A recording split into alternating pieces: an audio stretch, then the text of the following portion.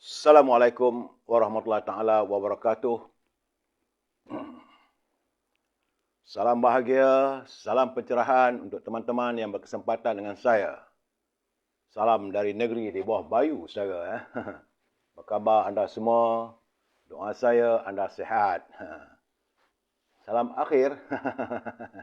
Saudara pembalasan mahsyar, saudara Mustafa Ilyas, saudara Zamari LC, saudara Syahar Ibrahim, Tuan Haji Azhar Abdul Manaf. Apa khabar Tuan Haji? Saudara Zek Zul, saudara Syarul Azam, apa khabar? Saudara pembalasan masyarakat, kam bosku. Satria Setiawan dari Mengelembu Perak, saudara Mazli Syamsuddin daripada Hutan Melentang Perak. Begitu juga dengan saudara Kopral Darus, saudara Jumadi Adi, saudara Alan Hajidin dari Kelang, saudara Samsul Anwar, saudara Muhammad Nazri Syafi'i, anak anda Anggrek Rimba, saudara Kamsi Abdul Karim, saudara Muhammad Hashim Muhammad Din dari Kemayan. Apa khabar saudara? Saudara Azrul Jalil, Cik Pa Mat Noh, Tenggolongan Terengganu, Azrul Kahar, saudara Mat Asri Dir dari Kuantan Pahang, saudara Puan Rusini Kuringot, Izzuddin, saudara Abu Nems, ABK, Abi Nur, saudara Ahmad Manap. Begitu juga dengan Puan Marbiah, saudara Mat Sabri, saudara Rosli Rahim, Pak Chu, apa khabar orang langkap? Saudara Rahmah, saudara Roslin Kurungot, saudara Yusuf Awang, salam dari Tanah Merah, Kelantan, saudara Yusuf. Mario Melvis, Syahari Mat Saleh daripada Puchong, Selangor, Puan Syarifah Hapipah, saudara Rosmini dari Pontian, Johor, Strawberry, saudara Ismail Wahab, Kuih Seruh. Apa khabar anda semua? Saudara Didi, saudara Mak Fazli, Keganda Kamis dari Puchong, Keganda Kamis dari Puchong, selamat malam. Abdul Rahman daripada Labuan. Saya di Kota Kinabalu ni. Saudara Lucky Flavor, saudara Azmi Omar, apa khabar saudara? Saudara Ismail Baba, Ahmad Syarif, Rina Az dan teman-teman yang tak sempat saya santuni, saya mohon maaf. Saudara, jangan lupa juga ambil Instagram boleh pula malam ini, insya-Allah. Maklum sajalah orang tua-tua ni, dia bukan tahu sangat menggunakan gadget-gadget yang ada ya.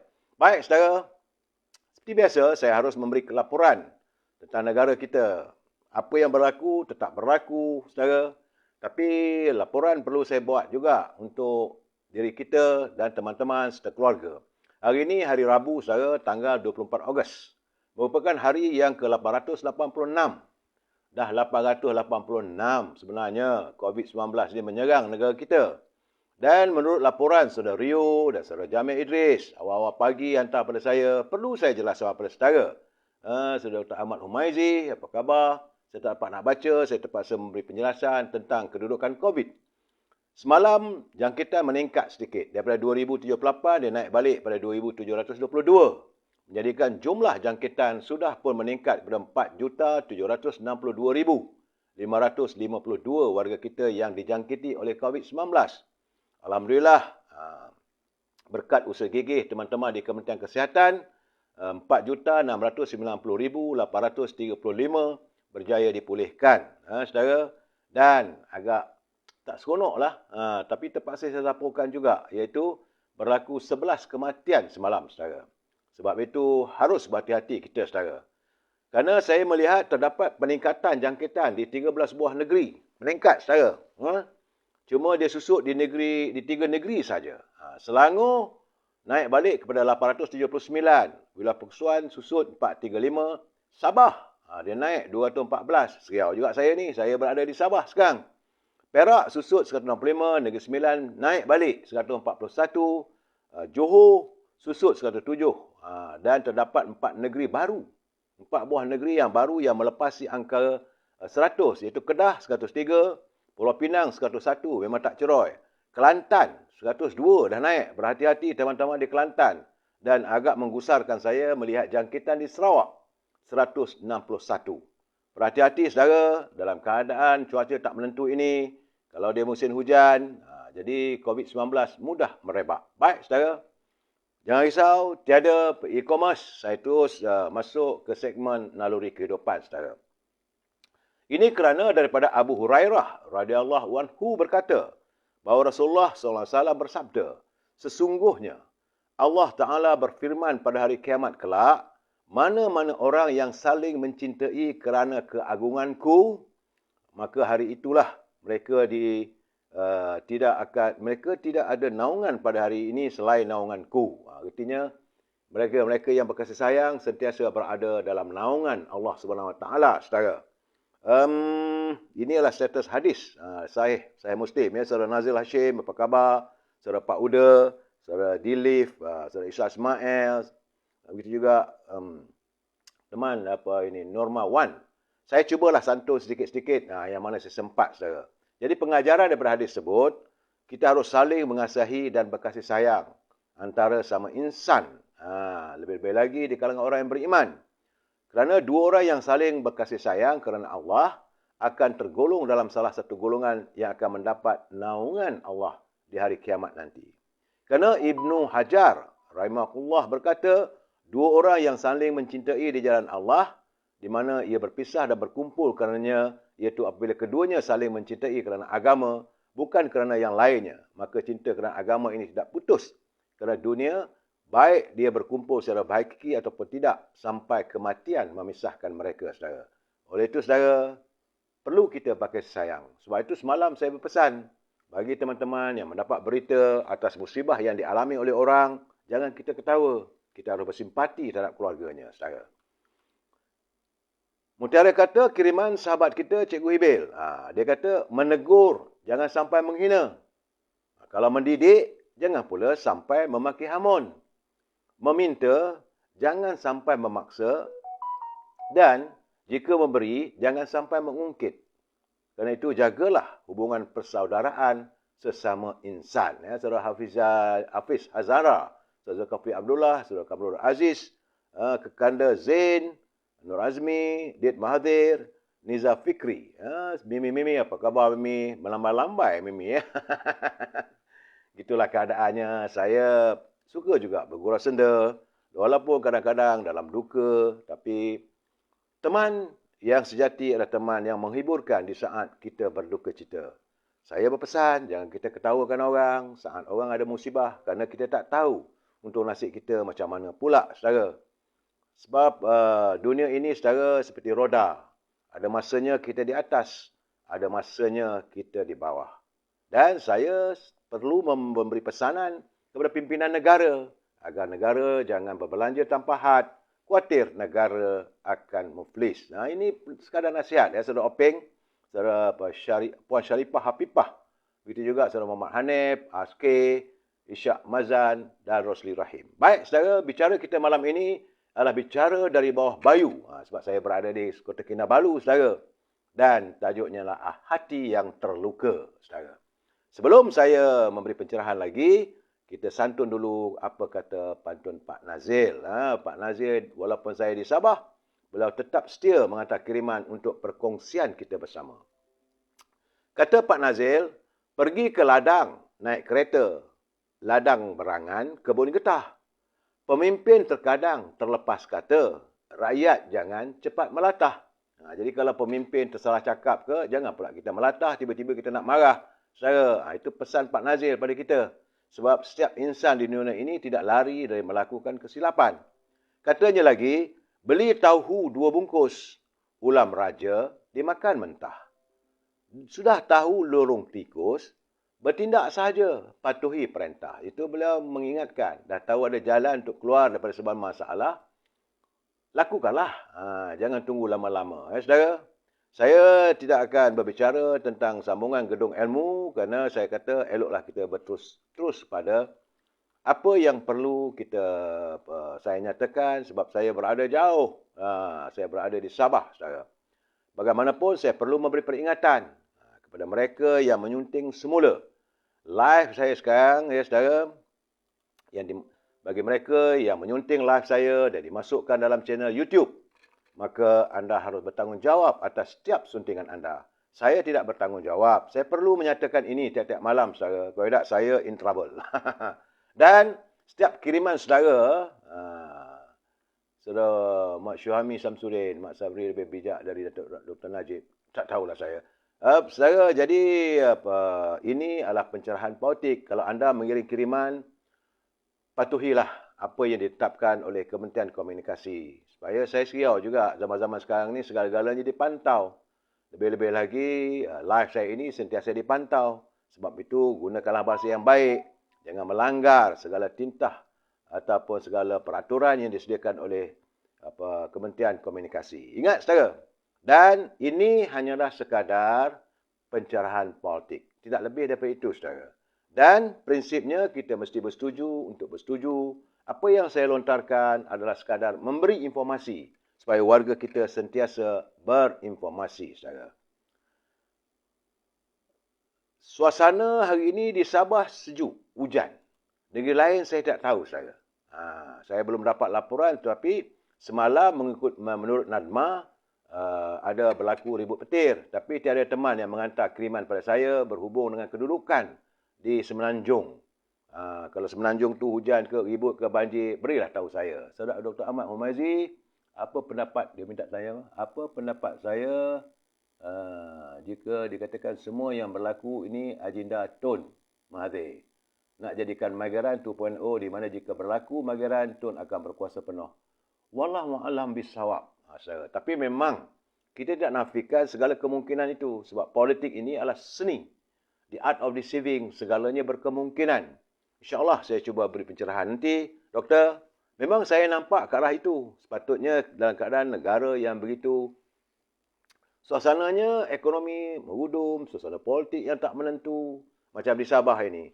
Bila saya berbual dengan teman-teman, pemimpin dari Sabah, mereka mengakui bahawa kedudukan kestabilan politik di Sabah dalam keadaan yang rapuh. Kerana pencantuman dua parti politik yang saling bermusuh. Antara Gabungan Rakyat Sabah dan Parti UMNO Barisan Nasional. Begitu juga di pusat, di Anjung Kuasa di Seri Perdana. Memang rapuh antara UMNO, Parti Peribumi Bersatu, Perikatan Nasional, adanya PAS. Dan benda-benda begini, saya tak tahulah apakah itu harus mengunjurkan ke arah berlakunya Magaran. Kalau dah susah sangat, Magaran yang terbaik bagi saya. Tapi tak tahulah, mungkin ada orang ada agenda. Jadi kita sebagai rakyat harus berlapang dada, kita tunggu dengan tenang dan sabar. Alhamdulillah, tadi saya melihat bagaimana sekumpulan anak muda, ramai juga yang hadir ke istana untuk menghantar. Alhamdulillah, mereka tidak melakukan demonstrasi. Mereka tidak membuat tekanan. Mereka cuma menghantar permohonan.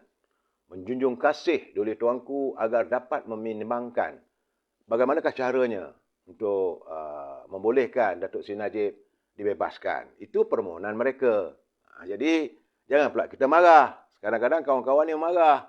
Biarlah sebab mereka kasih dan sayang pada Datuk Seri Najib. Kalau orang yang membenci pun, tunggulah. Ini bukan perkara yang tidak pernah berlaku. Saudara. Dan saya melihat sebenarnya laporan daripada stock market ataupun bursa saham. Semalam waktu saat Datuk Seri Najib gagal untuk mendapat pengampunan, bahawa pasaran saham menunjukkan indeksnya merudum pada 4.80%. Mata menjadikan dari 1,482.7 mata kepada 1,477.54 mata. Jadi ini saya melihat tentulah akan memberi kesan terhadap ekonomi kita. Malahan ringgit juga turut terkesan berbanding dengan dolar Amerika. Untuk mendapatkan $1 Amerika sekarang ni sudah pun meningkat pada RM4.48.9. Gertinya saudara, kalau duit kita semakin mengecil, bagaimana pasaran kita untuk mendapat makanan dari luar. Ini yang kekhawatiran saya, kedudukan ekonomi. Sebab itu kita mengharapkan segeralah diselesaikan masalah yang berbangkit dalam suasana politik yang tak menentu. Sebab itu saya katakan yang terbaik adalah pilihan raya umum. Untuk kita mencari sebuah kerajaan yang benar-benar mantap untuk adanya kestabilan politik, saudara. Dan saya melihat ramai orang beri pandangan dan sebagainya, memang benar bahawa kedudukan Datuk Seri Najib, bahawa beliau berpeluang untuk memohon pengampunan dalam tempoh 14 hari. Saudara, kerana menurut seorang peguam, ini peguam yang bukan daripada UMNO, iaitu peguam New Sin Yu. Katanya bekas Perdana Menteri mesti memfailkan petisi atau permohonan dalam tempoh 14 hari. Atau beliau akan kehilangan status sebagai ahli Parlimen Pekan. Jadi, pengampunan sini bukan proses penghakiman, saudara. Ya. Ia telah habis. Soal proses penghakiman sudah usai. Tak boleh nak dibangkitkan lagi. Tapi ia adalah merupakan proses eksekutif di mana hanya Duli Yang Bertuan Agong saja mempunyai merit sama ada untuk meneruskan atau menggantung maupun untuk meringankan hukuman. Andainya Datuk Seri Najib berjaya dalam mendapatkan pengampunan, maka pemenjaraan dan denda yang dikenakan terhadapnya boleh dikurangkan atau digantung sepenuhnya. Kuasa ini hanya boleh dilaksanakan oleh Kebawah Duli Yang Maha Mulia yang di-Pertuan Agong setelah berunding atau disyorkan oleh Lembaga Pengampunan. Sebab itu saya katakan semalam, Datuk Seri Najib boleh atas tubuh badannya merayu. Lembaga Pengampunan katanya terdiri daripada Peguam Negara, Menteri Wilayah Persekutuan dan 3 ahli lain yang dilantik oleh Duli Yang Maha Mulia yang di-Pertuan Agong. Tidak ada had masa untuk memutuskan petisyen ini atau untuk pengampunan dan sebagainya, saudara. Tapi bagi kes Datuk Seri Najib ni, jika beliau tidak melakukannya dalam tempoh 14 hari, maka beliau akan kehilangan status sebagai ahli parlimen di bawah perkara 148. Sementara itu, saudara, Speaker Dewan Rakyat Tan Sri Azhar Aizan Harun berkata bahawa pihak Parlimen masih menunggu perintah rasmi yang akan diwartakan berhubung status kerusi Parlimen Pekan yang disandang oleh Datuk Seri Najib. Jika beliau tidak memfailkan sebarang rayuan dalam tempoh 14 hari, maka dirinya akan kehilangan kelayakan sebagai ahli Parlimen Pekan.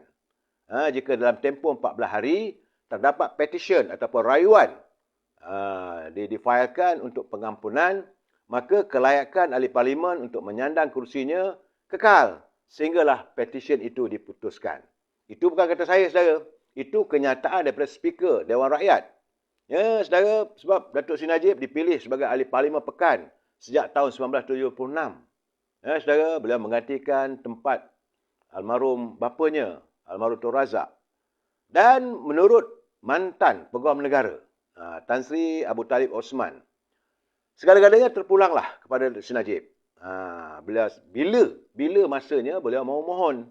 Kerana ini bukan rayuan tetapi hanya prosedur pentadbiran. Jadi Datuk Seri Najib sebelum ini yang dikatakan bersalah atas 7 tuduhan, dia hanya Duli Yang Maha Mulia Tuan Agong sahaja yang akan memanjangkan sebarang permohonan pengampunan kepada Lembaga Pengampunan Wilayah Persekutuan seperti yang dinyatakan di bawah perkara 42 dalam kurungan 11 Perlembagaan Persekutuan. Baginda kemudiannya akan mempengerusikan mesyuarat lembaga tersebut. Ahli-ahli lembaga pengarah, macam mana lembaga tersebut terdiri daripada Peguam Negara, Menteri Wilayah Persekutuan dan tidak lebih dari 3 individu yang dilantik oleh Duli Yang Maha Mulia yang di-Pertuan Agong. Jadi menurut Tan Sri Abu Talib, dia kata perkara 42 dalam kurungan 9 ni bercakap soal undang-undang. Akhirnya saya faham nampaknya undang-undang, saudara. Ada menyebut sebelum mengemukakan nasihat mereka, maka lembaga hendaklah mempertimbangkan sebarang pendapat bertulis yang mungkin dikemukakan oleh Peguam Negara. Tan Sri Abu Talib Osman, dia biasa sebab beliau adalah Peguam Negara. Waktu perbicaraan yang melibatkan kes pembunuhan, apabila Datuk Mokhtar Hashim dijatuhkan hukuman mati atas tuduhan membunuh Speaker Dewan Undangan Negeri 9 satu ketika dulu, iaitu Allahyarham Taha Talib pada tahun 1982. Dan keduanya dia diberi pengampunan hanya selepas menjalani hukuman penjara untuk satu tempoh.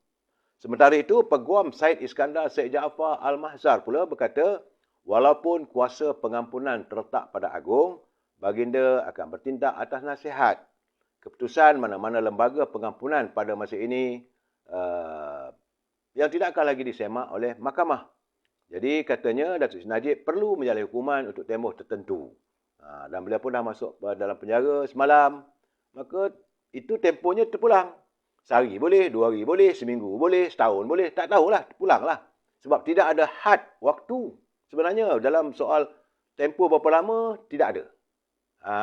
Jadi bila dah masuk penjara, dah terhukum apa semua, terpulang pada Dr. Sri Najib. Saya harapkan agar keluarga Dr. Sri Najib dapat mengemukakan petisyen ataupun rayuan kepada ke bawah Duli Yang Mulia Pertuan Agong. Ini keadaannya. Saudara, itu persoalan kedudukan Dr. Sri Najib. Sebab tu saya katakan, jangan yang bagaimana mereka jangan ketawa. Sebab masih ada ruang. That is not the end of the world lagi. Cuma saya melihat bagaimana ini coretan, saudara. Saya nak baca agar kita menghayati perasaan. Sebab itu saya kata jangan kita ketawakan. Perasaan anak kesayangan Datuk Seri Najib, iaitu Noriana Najwa. Beliau mencatatkan, memang ada juga bagi mereka yang punya media sosial, mungkin ada keluar dalam media sosial. Tapi saya rasa elok saya baca. Noriana Najwa dia menulis, dia kata, maafkan saya, Daddy. Itu merupakan luahan anak kesayangan Sri Najib.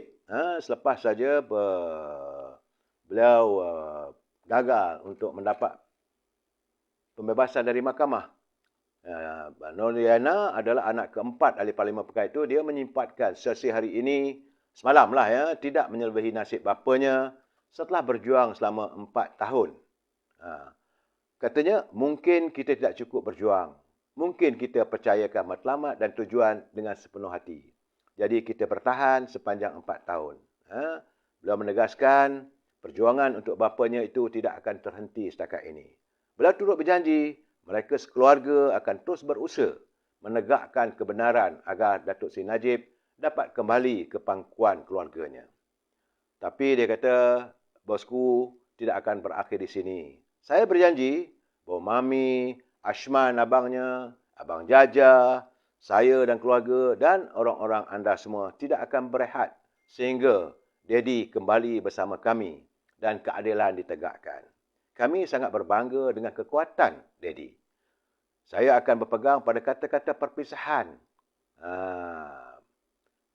Mereka boleh mengawal segala-galanya, tapi mereka tidak dapat mengawal emosi dan kekuatan fikiran kita. Tetap kuat. Allah SWT bersama Daddyku. Saya sentiasa bersama Daddy untuk sekarang dan selama-lamanya. Itu luahan hati saya. Anak perempuan ni memang sayang, kasih pada bapanya. Jadi bila melihat begitu, dia mencoretkan sesuatu dengan nada yang saya melihat saya terkesan membacanya, saudara. Sedih. Dan satu lagi, saya dapati, rupanya sebelum Datuk Seri Najib hadir ke mahkamah, pagi semalam, dia meninggalkan warkah terakhir. Dia seolah-olah dia tahu bahawa besar kemungkinan mahkamah tidak akan memberi pengampunan yang dipohon. Sebab itu dia mencoretkan. Coretan terakhir Datuk Seri Najib sebelum beliau, sebab lepas saja mahkamah memutuskan, maka Datuk Seri Najib terus dibawa ke penjara. Dia dah tahu proses itu. Dia kata, untuk keluargaku, anak-anakku, cucu, ya, Datuk Seri Najib memang sayang dengan cucunya. Saya tengok banyak gambar-gambar beliau bersama dengan cucunya, naik MRT, ya, seketika dulu. My family, my love. Dari tahun 1976, Daddy mula aktif dalam politik dan perkhidmatan awam sepenuh masa. Hingga hari ini, 46 tahun lamanya. 46 years is a long time. Ini catatan Datuk Seri Najib pada keluarganya. Daddy memilih mewarisi legasi Ninda, iaitu legasi Allahyarham Tun Razak, untuk meneruskan usaha Ninda. Daddy memilih kerja, dunia politik dan perkhidmatan awam yang memang ada kelebihan dan ada kekurangannya. Jadi merancang pembangunan, mengubah dasar kebajikan, mengurus ekonomi, menguruskan hubungan antarabangsa, menyelesaikan krisis, cabaran-cabaran ini dengan hasilnya yang baik, membawa senyuman pada Daddy. Ada kalanya hasil yang diharapkan tidak sebaik yang diinginkan, tapi Daddy akan terus berusaha. Melihat kembali, Daddy merasakan ia satu pengorbanan besar. Tahun-tahun dan masa-masa yang ada datang dan berlalu begitu saja. Dari subuh hinggalah ke larut malam, ada saja urusan yang perlu Daddy perhatikan. Masa makan pun bermesyuarat, berjumpa tetamu, tidak bersama you all. Sebagai orang politik, sebagai pemimpin negara, memang masa dia dengan keluarga tidak ada. My years have gone by dedicated to people. Tahun-tahun itu berlalu kerana Daddy menyerahkan segalanya untuk rakyat. Public service, politik, a sacrifice I choose and I made. Inilah satu pengorbanan yang dipilih. A journey that was joyous with your presence. Satu perjalanan panjang yang ada kalanya menggembirakan. Tapi Daddy terlepas pandang. That I overlooked and could not always be there for you. Satu perjalanan yang sedih sekali diserikan dengan kehadiran semua tapi tidak terbalas oleh Daddy. My family, my love. Setakat ini sahaja yang Daddy dapat bersama. Daddy pegang teguh kepada ajaran agama Islam.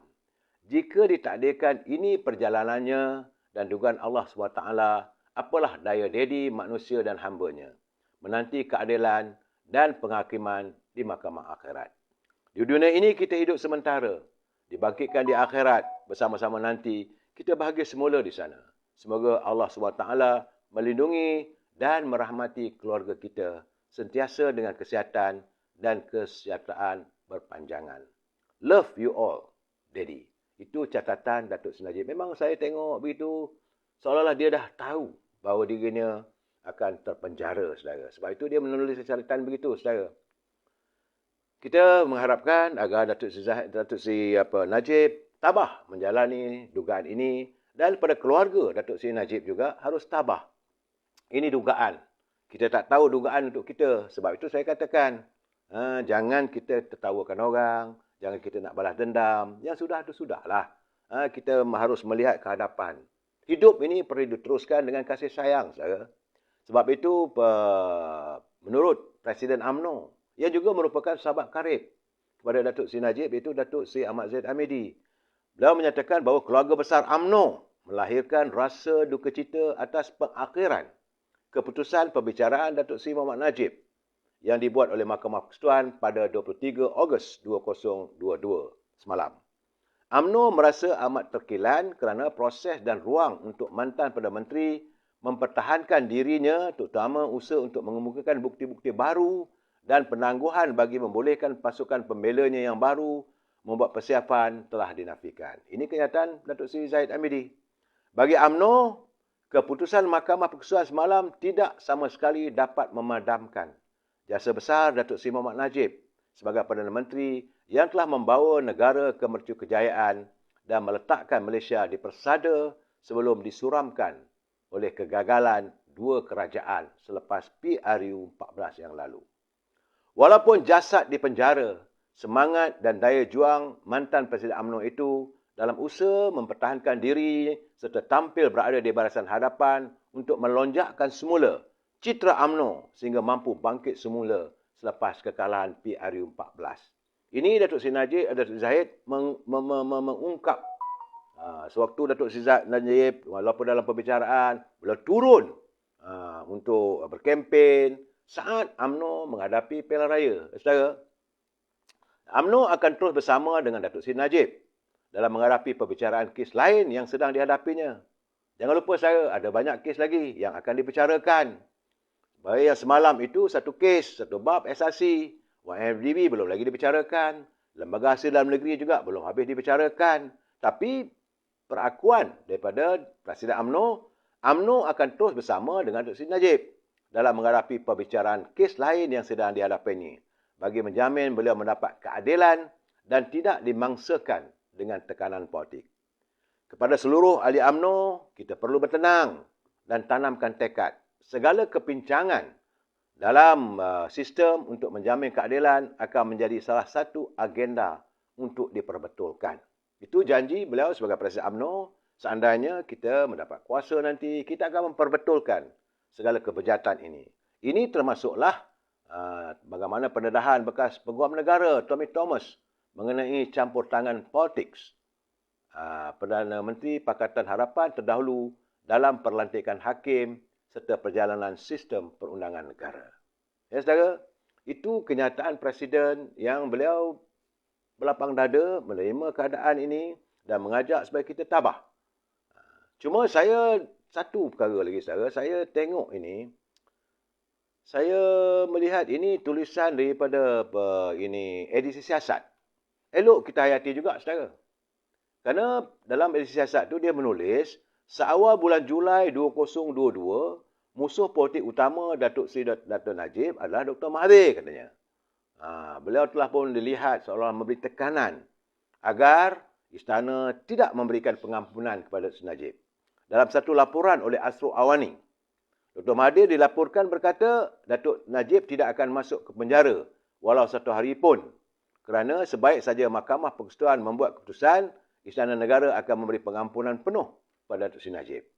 Dan Datuk Seri Najib akan kembali aktif dalam politik untuk menjadi Perdana Menteri semula. Jadi kenapa dia tulis keadaan begitu? Sedangkan apa yang dikatakan tidak terjadi. Datuk Seri Najib terus dibawa ke penjara Kajang. Kemudian dalam sinar harian pula ada melaporkan bahawa Dr. Mahathir berkata Datuk Seri Najib akan mendapat pengampunan penuh atas kesalahannya termasuk penyelewengan, pecah amanah dan salah guna kuasa. Saya tak fikir Najib menggemari idea untuk masuk penjara. Soalnya kenapa dia tulis begitu? Ini persoalannya yang dibangkitkan oleh edisi siasat. Dia mahu diampunkan tanpa masuk penjara. Sudah tentu Yang Tuan Agong Al-Sultan Abdullah Riayatuddin Al-Mustafa Billah Shah yang boleh memaafkannya. Jika dapatan tidak sebulat suara, kemungkinan pengampunan akan diberikan. Ini adalah hasad orang rasuah yang percaya bahawa kerajaan yang rasuah akan bertolak ansur dengan rasuah mereka, kata Dr. Mahathir. Ini kenyataannya. Kenapa dia menulis? Kenapa dia buat begitu? Seolah ada tekanan. Jadi apa sebenarnya tujuan Dr. Mahathir untuk mengeluarkan kenyataan sebegini sebelum Mahkamah Persekutuan membuat keputusan? Apatah lagi tentang proses pengampunan. Dr. Mahathir tidak boleh mendahului mahkamah. Tapi bila dia mengata begitu, sebab itu saya ingat, saya dah bercakap dalam minggu lepas. Bila dia mendahului mahkamah, mendahului keputusan mahkamah, itu dianggap sebagai contempt of court. Itu saja soal bagi saya tak tahulah. Mengata pulanglah. Kerana dalam laporan Sinar Harian, Dr. Mahathir menekankan perkataan jika dapatan tidak sebulat suara, kemungkinan pengampunan akan diberikan. Macam mana begitu? Itu keadaannya. Dalam kenyataan yang sama juga, Dr. Mahathir mahu memberi tahu istana seolah-olah lah. Ini kenyataan sebut seolah dia memberitahu bahawa hanya sekiranya keputusan tidak sebulat suara, pengampunan boleh diberikan. Semalam, keputusannya adalah sebulat suara. Itu keadaan, saudara. Saya nak cakap lebih banyaklah, panjanglah tulisan itu. Cuma saya berfikir, apa sebenarnya maka Dr. Mahathir mengambil kira untuk menulis dan menyiarkan dalam media sosial. Apa matlamat sebenarnya, saudara? Sebab itu, Datuk Seri Najib dan Datuk Seri Zahid, dia mengatakan, apabila mahkamah mengekalkan keputusan sabitan ke atas Datuk Seri Najib selepas rayuan ini merupakan detik duka buat UMNO. Beliau sendiri meluahkannya kekuasaan kehakiman ditekan ke atas dirinya dengan cara yang sangat tidak adil. Katanya, ya. Dan kami yang berada di luar dan dalam mahkamah turut berasa sangat iba. Ada yang sebab dan ada yang terlesak-lesak menangis dari hati yang luhur. Namun ini tidak bermakna kami berputus asa. Itu kenyataan Najib dan Zahid. Jadi beliau mengharapkan agar Datuk Seri Najib diberikan ketabahan dan kekuatan dalam menghadapi dugaan ini. Sebagai pejuang tulen, tidak mudah beliau patah semangat dan akan terus berjuang. Kami percaya ada malam yang gelap, pasti ada siang yang cerah. Masa akan menentukan segalanya. Buat Datuk Seri Najib dan ahli UMNO sekalian, ingatlah ayat 40 daripada surah Al-Taubah. Janganlah kamu bersedih, sesungguhnya Allah bersama kita. Oleh itu, mari kita bersama-sama bersolidariti. Sebab itu Datuk Seri Zahid minta agar warga UMNO bersolidariti bersamanya. Susah dan senang, tetap bersama. Kita akan bertindak rasional. Terus akur dengan kehendak keputusan parti. Biro politik akan diadakan dalam masa terdekat. Tiada pengkhianatan sama kita. Jangan ya kita tahu yang mana lawan dan mana kawan sebenarnya. Presiden UMNO tahu di mana gunting dalam lipatan, siapa itu. Serigala di dalam reban ayam. Saudara. Jadi beliau mengungkapkan bak kata ungkapan Osman Awang, di belakang duri, di depan api, kita tidak bisa undur lagi. Duri dan api tajam panahnya kita hadapi bersama. kebulatan ikrar tidak akan berubah. Itu tekad Presiden UMNO. Oleh itu, katanya, ayo kita bangkit mengarungi onak dan duri. Api perjuangan kita terus semarakkan. Mari kita bangkit bersatu hati, bersatu tenaga agar perjuangan ini terus menyala. InsyaAllah akan tiba masanya apabila Allah memakbulkan doa kita semua dan memberikan rahmat, maka tiada kuasa lain dapat menghalang dan kita akan beroleh kejayaan, keselamatan dan pelindungannya. Mereka merancang, Allah juga merancang. Sungguhnya Allah sebaik perancang. Itu ayat dipetik daripada surah Al-Imran ayat 54. Jadi inilah katanya dijadikan sebagai peledak semangat dan kita terus bangkit, terus mara ke hadapan. Walaupun di belakang duri, di hadapan api, kita tempuh bersama. Ini kenyataan Presiden UMNO. Dan saya cukup tertarik hati apabila pengurusi Badan Perhubungan UMNO Pahang turut mengeluarkan kenyataan semalam bahawa Badan Perhubungan UMNO Negeri Pahang menzahirkan rasa sedih berhubung keputusan Mahkamah Persekutuan mengekalkan hukuman bersalah terhadap Datuk Seri Najib.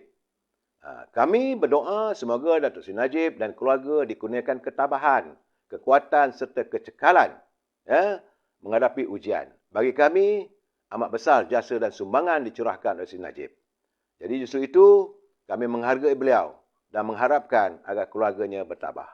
Sebab itu, warga UMNO sekarang ni saudara, malam besok insya-Allah saya akan ada live bersama dengan satu portal media. Kita akan membicarakan tentang kedudukan UMNO selepas Datuk Seri Najib dipenjarakan.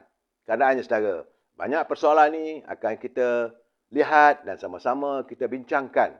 Sebab banyak orang mengatakan bila Datuk Seri Najib dah tak ada, that is the end of UMNO. Saya kata tidak. Nak diharapkan parti mana? Kena ingat bahawa parti lain, individu lain. Berkali-kali saya nyatakan pada saudara. Jadi dalam keadaan begini, kita harus ingat saudara. Bukan sahaja Datuk Najib. Mereka yang memimpin parti pembangkang juga masih lagi ada yang sedang dibicarakan. Syed Saddiq dengan bagaimana wang daripada armada berjumlah 1 juta dikeluarkan sedang bergelut di mahkamah. Kita nak tengok juga. Hari ini mereka mengeluarkan kenyataan macam-macam. Kita tak sukalah bergembira kalau Syed Saddiq pula antara orang yang dijatuhkan hukuman atas keterlanjuran tindakannya itu. Kita bagi saya kita berlapang dada saudara. Jadi dalam keadaan sekarang ni bagi saya lah isu tentang Datuk Seri Zahid yang bergelut di mahkamah biar bila hadapinya. Jangan kadang-kadang saya tengoklah teman-teman ni macam-macam keluar kenyataan. Dah tak elok saudara. Sebab itulah apabila Yang Amat Berhormat Perdana Menteri menyatakan bahawa andainya dibubar parlimen secara tergesa-gesa ibarat bunuh diri. Saya rasa ini tak betul. Rakyat sedang menanti dah lama sebenarnya untuk parlimen segera dibubarkan. Matlamatnya bukan untuk menyelamatkan Datuk Seri Najib. Matlamatnya adalah untuk mewujudkan kestabilan politik. Sebab sekarang suasana begini, negara memerlukan suasana politik yang stabil. Perjuangan rakyat perlu diteruskan. Ini masalahnya, bukan kalau kita... Saya nak tegur, nak beri pandangan. Tak boleh kita mengatakan bila dah pasti kita menang, baru kita buat pilihan raya. Itu tindakan yang undemokratik. Saudara, kalau kita katakan hanya bila disahkan UMNO Barisan Nasional boleh menang, maka kita buat pilihan raya. Ini bagi saya satu kenyataan yang tak sepatutnya lah dilahirkan. Sepatutnya simpan dalam hati. Kerana kita kena berlaku adil. Bila adanya pilihan raya umum, terpulang pada rakyat nak pilih siapa. Kalau rakyat mengambil keputusan memilih UMNO, maka UMNO lah jadi pimpinannya. Kalau rakyat memilih Parti Keadilan lah pemilihannya. Saya masih lagi di sini sayang, saudara. Eddie Ramli saya tak yakin begitu, kata Freemanson punya idea dan sebagainya. Masalah kita sekarang ni kadang-kadang kita suka meletakkan kepada kesalahan atau kesilapan atau masalah itu kita menyalahkan orang. Ini bagi saya tak betul. Saya tidak bersetuju untuk kita melakarkan sesuatu kenyataan yang dilihat seolah-olah kita menyalahkan orang. Seharusnya kita memikul setiap masalah itu di bahu kita sendiri. Menang kalah dalam politik itu perkara biasa. Dan UMNO bukan tak biasa jadi pembangkang. 22 bulan UMNO jadi pembangkang. Hanya selepas berlaku langkah Sheraton, barulah mengending-ending adalah sedikit jawatan dalam kerajaan. Kemudian berlaku pula tarikan kepada sokongan terhadap Yang Amat Berhormat dan Tan Sri Muhyiddin. Barulah daripada UMNO jadi Perdana Menteri. Itu pun kena sedar diri. UMNO kena sedar diri. Sebab itu saya bercakap pada teman-teman kita yang bergelar kluster menteri, yang berada di anjung kuasa, bahawa anda bukan dipilih oleh rakyat untuk berada di anjung kuasa. Ini fakta. Saya hairan kenapa mereka masih lagi nak bermegah diri mengatakan, akulah menteri. Kena ingat bahawa anda telah pun disingkirkan oleh rakyat untuk tidak berada di anjung kuasa. Kerana rakyat memilih waktu itu dalam pilihan raya umum yang ke-14 pada 9 Mei dulu, rakyat memilih Parti Keadilan. Sebab itu bila orang kata ini Parti Pakatan Harapan, pun bukan. Kerana semua wakil-wakil yang bertanding pada 9 bulan Mei 2018, mereka memakai lencana ataupun berada di bawah payung Parti Keadilan. Hanya selepas saja pilihan raya, setelah Keadilan menafikan UMNO Barisan Nasional cuma dapat 79 undi, ditubuhkan sebuah kerajaan, digelar sebagai Kerajaan Pakatan Harapan. Saya geleng kepala. Kerana mereka bertanding semua di bawah Parti Keadilan. DAP juga bertanding di bawah Parti Keadilan. Ya, saudara, Amanah juga menggunakan lambang keadilan. Parti Pribumi Bersatu juga menggunakan lambang keadilan. Malahan di Sabah ini, saudara, Warisan juga menggunakan lambang keadilan. Dan parti-parti yang lain. DAP-nya, kecuali yang tidak menggunakan lambang Parti Keadilan adalah UMNO Barisan Nasional bersama dengan waktu itu, jangan lupa, Parti Gerakan serta Parti PAS. Ini saja parti yang tidak bersama dengan Parti Keadilan. Artinya, rakyat telah pun membuat keputusan. Keberadaan mereka yang sekarang ini menjadi menteri kena sedar diri. Sebab itu kita merasakan di saat anda dah berada di anjung kuasa, dah bergelar menteri apa semua, buatlah keputusan. Sebab itu UMNO telah pun memutuskan dari awal lagi, apabila berlaku saja langkah Sheraton, setelah kita waktu itu, kena ingat saudara, waktu Kerajaan Pakatan Harapan yang dipimpin oleh Dr. Mahathir, waktu itu, setelah mereka merubah daripada keadilan kepada Pakatan Harapan, maka kita punya tuntutan, kalau boleh nak adakan pilihan raya balik, selepas kita melihat berlakunya kebejatan. Apabila janji tidak ditunai, janji-janji dalam manifesto yang dikatakan, manifesto itu bukan kitab suci.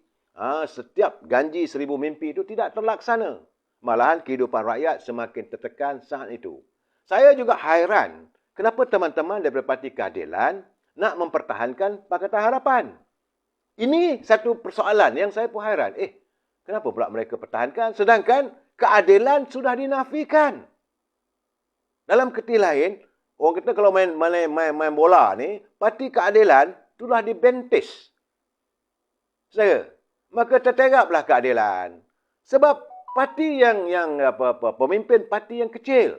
Itu yang selalu saya katakan bahawa kesongsangan dalam politik yang songsang. Dalam demokrasi, majoriti mesti menguasai minoriti. Bukan minoriti menguasai yang majoriti. Saya tetap berpegang pada prinsip ini.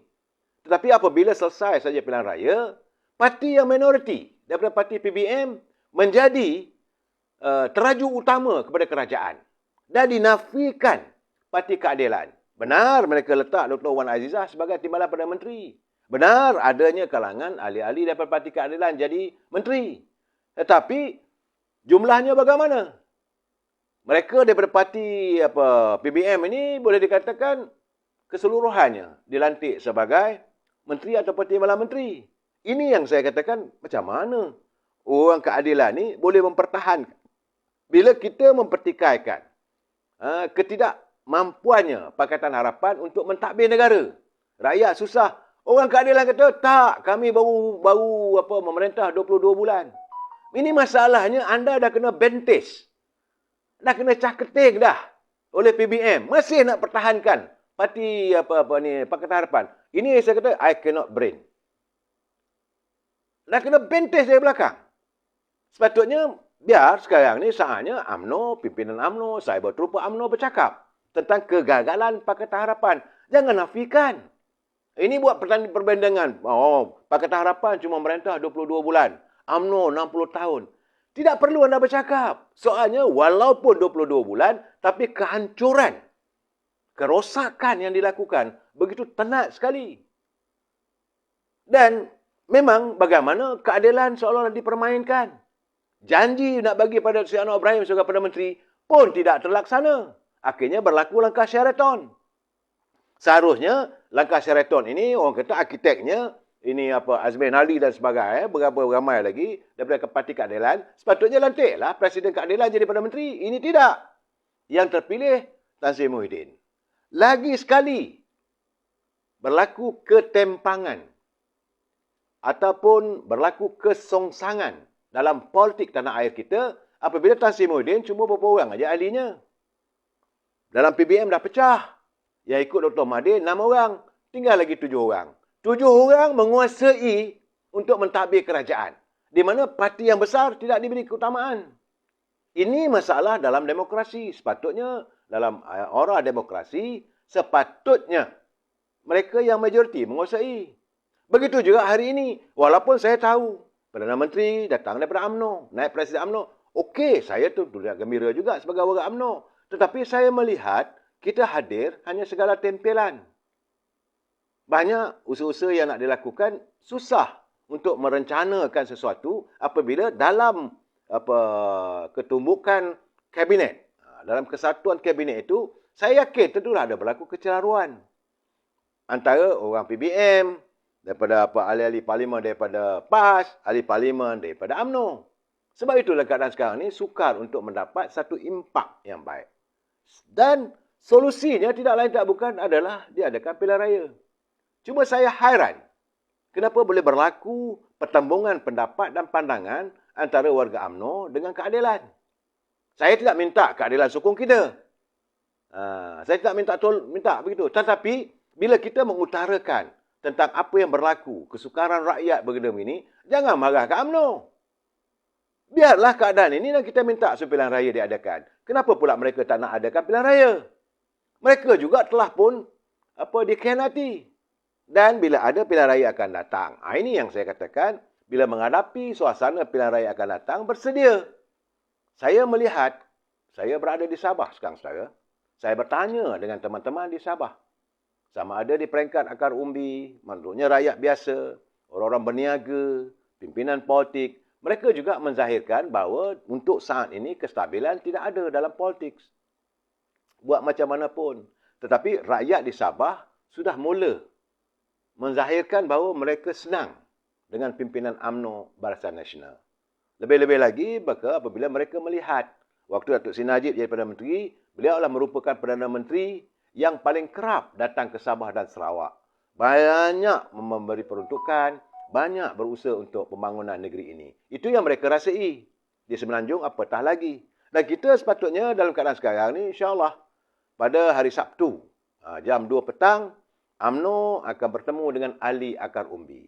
Tentulah akan mengambil satu ketetapan ke arah mana politik negara mahu dibawa. Saya tidak bersetuju kalau orang mengatakan bahawa perhimpunan ini adalah untuk menentang keputusan mahkamah. Itu bukan cara UMNO.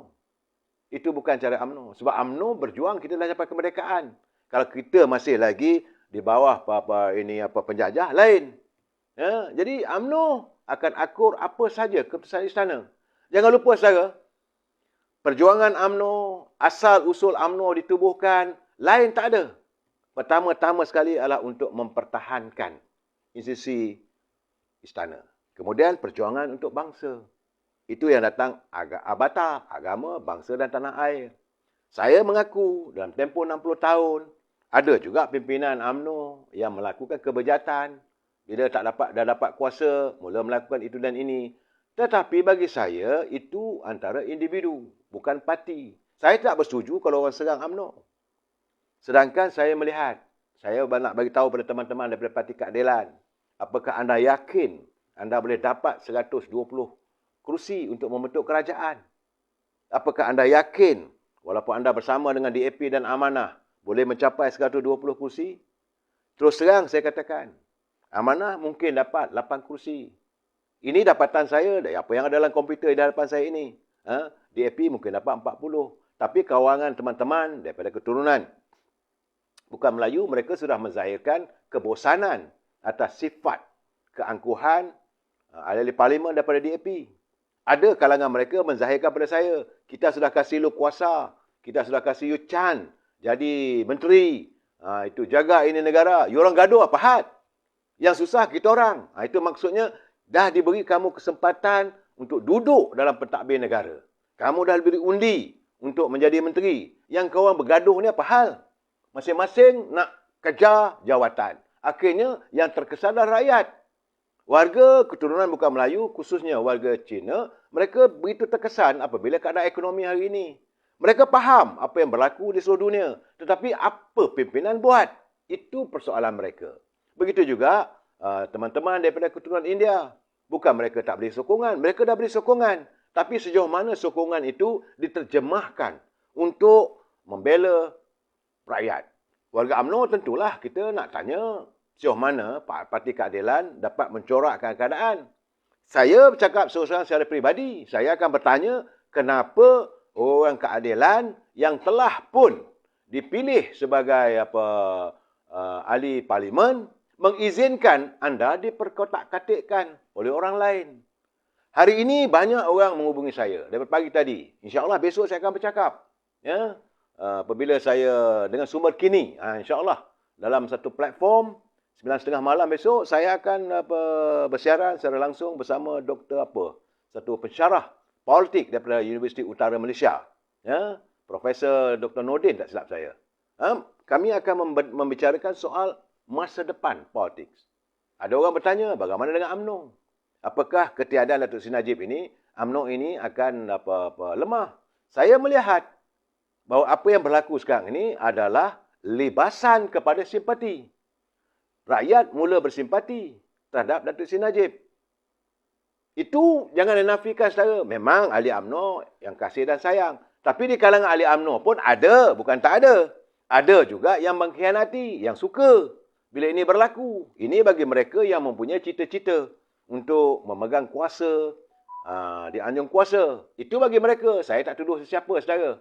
Tetapi bagi saya ada kalangan pimpinan dalam UMNO yang merasakan kalau Datuk Seri Najib, Datuk Seri Zahid ada jadi kuat kukuh, mereka akan tersingkir. Saya katakan dalam keadaan begini sebenar-benarnya itu bukan keputusan kehendak peribadi. Ini adalah kehendak rakyat. Rakyat dahagakan kehadiran pemimpin yang dilihat bersih. Dan harus bersih. Lebih-lebih lagi kalau boleh mereka mahukan wajah baru. Pemimpin muda, wajah baru. Itu dia. Bagi saya, Saudara Seri Rahim, saya akan tetap memperjuangkan satu perjuangan politik yang jelas. Bukan satu politik yang penuh dengan kepura-puraan. Kerana imbalan, dapat bayaran itu ini, maka bagai nak agaklah menyokong. Saya tak buat begitu. Tidak ada sesiapa pun boleh membeli jiwa saya. Tidak ada sesiapa pun boleh membeli arus pemikiran saya apabila saya mengatakan begitu. Sebab saya melihat dari segi data-data yang ada depan saya ini, saudara, bahawa untuk pilihan raya akan datang, perlu diadakan segera supaya kalau tidak nanti lebih teruk lagi. Cuma yang saya petikaikan, kerana Perdana Menteri datang daripada UMNO. Kalau dilambatkan lagi, UMNO bertambah merosot. Ada isu-isu lain akan timbul lagi. Serangan Parti Pembangkang bertambah kuat lagi. Tapi kalau sekarang ini taklah banyak serangannya. Bagaimanapun kita harus mengakui bahawa rakyat memang sudah mula menerima kehadiran UMNO Barisan Nasional kembali. Ini jelas. Tapi kadang-kadang kita ni tak mahu berpijak di bumi nyata. Saya selalu mengatakan bahawa kita mesti bila bercakap soal politik, face the fact. Itu pun bagi saya cakap terus terang, adalah amat sukar untuk UMNO secara bersendirian. Kalau berterusan sebegini. Percaturan dalaman, beramuk sama sendiri, cah keting sana, cah keting sendiri. Orang ini tak betul, orang ini tak betul. Mereka saja yang betul. Kadang ini mengundang kebosanan rakyat. Nurian Said, UMNO BN kena ambil peluang apa dia kata, ambil peluang ke atas Dr. Seri Najib PRU15 dengan segera. UMNO BN akan dapat undi simpati. Puan Norizan Said, saya bersetuju dengan pandangan anda. Sebab dalam politik ini, saudara, perasaan simpati itu boleh mengatasi segala masalah tomahan-tomahan. Ada teman bertanya dengan saya, apakah dengan pendedahan yang dilakukan oleh Rafizi itu boleh mengganggu-gugat? Boleh mengganggu-gugat tentang senario politik. Saya berbincang dengan, bukan daripada simpati UMNO. Sahabat saya, saudara Musli, 2 malam lepas. Di Sabah mereka tak mau fikir. Ya, mereka tahu adanya isu-isu yang dibongkarkan oleh Rafizi. Tapi itu bukan matlamat perjuangan mereka. Mereka nak tahu besok pagi anak saya dapat makan apa. Mereka mau tahu keluarga kita dapat apa. Bukan dengan bayaran itu dan ini, tetapi kehidupan mereka. Apakah akan terjamin ekonomi mereka? Apakah mereka yang buat meniaga itu dapat berterusan? Begitu juga apa berlaku di Semenanjung. Saya dapat kiriman daripada teman-teman semakin tenat. Jadi sebab itu kita memerlukan sesuatu jaminan di mana di kalangan pemimpin harus berjuang untuk rakyat. Dan bagi saya yang nampak adalah pemimpin-pemimpin muda. Tapi benda ini tidak digemari, tidak disenangi oleh pimpinan yang tua. Buat apalah nak melongkat langit? Yang sudah tu sudahlah. Carilah wajah-wajah baru yang segar. Saudara Acai Bantayan, rakyat akan bangun demi bosku. Bagi saya, mungkin Puan Fazilah Abdul, SBB, PH tak guna. Saya tidak mahu mengatakan parti itu tak guna. Bagi saya pimpinan. Pimpinan. Sebab mereka sekarang ni sedang berusaha untuk mewujudkan kemah besar. Kemah besar itu jantuman antara Parti Perikatan Nasional bersama dengan Pakatan Harapan. Dan di sini saya melihat akan berlaku pertembungan yang maha hebat. Sebab dari si Parti Keadilan mereka tidak mahu lagi untuk bernaung di bawah Pakatan Harapan. Kerana Pakatan Harapan itu masih lagi menyimpan stigma, dendam rakyat terhadap pimpinan yang menjerumuskan kita sampai saat ini. Lepas Pakatan Harapan, naik Perikatan Nasional, saling kulit je. Orangnya sama. Lepas Perikatan Nasional, naik pula Datuk Ismail Sabri. Dengan kerajaan keluarga Malaysia. Yang rakyat melihat sama, lebih kurang sama aja. Sebab menteri-menteri yang ada, yang daripada zaman era Dr. Mahathir, era Tan Sri Muhyiddin masih kekal sebagai menteri. Jadi mana ada perbezaannya? Kalau betul-betul nak buat, kena buat yang benar-benar lah. Tapi kerana ketidakcukupan, kekurangan mempunyai anggota parlimen untuk berada bersama dengan Perikatan Nasional 2.0. Ini kena jelas.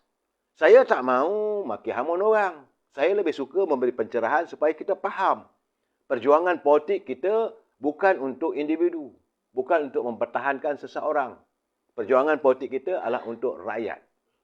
Dan saya nak jelaskan juga. Saya tengok, bukan saya tak tengok, adalah beberapa orang cyber trooper daripada keadilan yang mentertawakan Datuk Seri Najib dan sebagainya. Anda jangan lupa bahawa Presiden anda yang anda kasihi, yang anda sayangi, juga pernah mengalami nasib yang sama. Era waktu itu, Dr. Mahathir sebagai Perdana Menteri. Waktu itu, maka pemimpin anda sudah berada disumbat dalam penjara. Dan waktu itu anda melakukan reformasi dan sebagainya. Saya nak bagi tahu nasib baik UMNO tidak begitu. Saya juga tidak bersetuju. Walaupun tadi ada pertemuan antara wakil-wakil.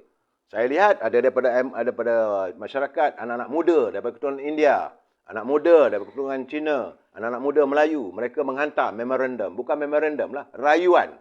Minta supaya yang Duli Yang Maha Tuan Agong campur tangan untuk memerhatikan kedudukan Datuk Seri Najib. Itu permintaan, jangan kita salahkan. Bagaimana anda juga satu ketika dulu meminta agar Duli Yang Maha Tuan Agong campur tangan dalam isu Datuk Seri Anwar Ibrahim. Ini pernah berlaku. Saudara tak mungkin saudara anak-anak muda sekarang. Saya dapat melihat waktu itu. Waktu itu saya juga jadi macam anda, anak muda. Saya juga bersimpati dengan Datuk Seri Anwar Ibrahim. Saudara boleh bertanya dengan beliau. Sebab itu saya tidak hilang persahabatan. Saya bercakap juga dengan Saifuddin Nasution. Saya bercakap dengan Yang Berhormat Datuk Abdullah Sani, teman-teman saya. Dan saya melihat bahawa keadaan sekarang ni, politik kita ni, kita harus mencari politik damai. Perdamaian itu lebih baik. Tapi jangan kita letakkan perdamaian itu hanya untuk meletak orang yang akan merosakkan negara. Saya melihat terus terang saya cakap bahawa besar kemungkinan selepas pilihan umum ini akan berlaku satu jajaran baru. Akan ada kerajaan yang berbentuk kerajaan campuran. Tapi bukanlah sebagaimana yang Datuk Lokman Adam katakan bahawa PAS dengan Perikatan Nasional ini akan menjadi dominan untuk bersantum dengan UMNO. Saya tidak nampak. Sebab besar kemungkinan bahawa Perikatan Nasional yang dipimpin oleh parti PBM ini, saya rasa rakyat dah tahu. Rakyat tidak akan bersama. Dan tambah-tambah lagi, kalaulah Dr. Mahathir menjadi ketuanya sebagai pemimpin daripada Parti Pejuang. Yang, kata Datuk Saudara Musli tempoh hari, dia kata, kalau cerita pun dia kata buat habis saja. Cerita tak ada nilai. Kerana pejuang ataupun gagasan yang diwujudkan, gagasan tanah air, ini semua bagi saya mereka, terus terang saya katakan, calon-calon itu adalah calon-calon untuk terjun ke longkang lah. Hilang wang deposit. Mungkin anda tidak bersetuju dengan saya, tapi saya bercakap dapatan saya. Yang saya nampak dominan dari segi keyakinan pada rakyat adalah calon-calon daripada DAP yang tetap akan disokong oleh warganya. Sebab DAP sudah pun mengambil alih keyakinan warga keturunan Tionghoa kerana mereka meninggalkan Parti Gerakan dan MCA. Sebab itu saya katakan MCA harus berusaha sedaya mungkin mencari keyakinan di kalangan warga keturunan bukan Melayu itu keturunan Cina. Jangan mengharap untuk bertanding di kawasan Melayu. Begitu juga dengan calon MIC. Walaupun saya nampak ada perbalahan antara pemimpin UMNO dengan Presiden MIC. Tuduh-menuduh. Maka mengatakan dia lebih redha untuk apa sajalah asal tidak menjadi pelacur politik dan sebagainya. Kenapa berlaku serang menyerang dalam Barisan Nasional? Cuma yang tak nampak serang menyerang sekarang ni dalam keadilan. Antara keadilan dengan amanah. Antara amanah dengan DAP. Tiga parti ini nampak gayanya mereka sekata. Dan keyakinan saya, Parti Keadilan tidak akan bertanding di bawah lambang Pakatan Harapan. Once beaten, twice shy. UMNO juga akan bertanding di bawah lambang Barisan Nasional. Kita tidak lagi nak terima, kita bergerak secara solo. Come what may, UMNO bertanding solo. Dalam keadaan begitu, inilah tiga parti saja. Iaitu Pakatan Harapan antara DAP dan Amanah, satu parti, Parti Keadilan dan UMNO Barisan Nasional. Inilah tiga parti saja saya nampak. Di Sarawak lain. Saya lihat, saya dengar, teman-teman beritahu Sarawak solid. Di Sabah juga, saya melihat keyakinan terhadap UMNO Barisan Nasional semakin mara. Jadi teman-teman semua, warga UMNO kena kerja keras. Kalau anda benar sayang Najib, kerja keraslah. Sebab Najib mahukan perjuangan UMNO diteruskan. Saudara ni, orang kampung siap sedia undi UMNO. Saya cuma satu saya pesan. Jangan kita terlalu yakin dengan sesuatu yang belum pasti. Ingat, pemikiran rakyat boleh berubah bila sampai waktunya. Jadi, saya berterupa daripada UMNO apa semua, jangan serang orang punya parti. Kita harus mewawarkan apa matlamat perjuangan kita untuk rakyat. Bagi saya, selagi UMNO berjuang dari rakyat untuk rakyat, insya-Allah keyakinan itu ada. Kita sambung lagi malam esok. Jangan lupa, 9.30 malam esok, saya bersama dengan sumber kini. Dan saudara boleh layari dalam Facebook saya. Sebab kita buat link. Rupanya dunia tanpa sebadan ni antara Sabah dengan Semenanjung itu kita dekat. Jumpa lagi malam esok. Wabillahi taufiq wal hidayah. Assalamualaikum warahmatullahi taala wabarakatuh. Selamat malam.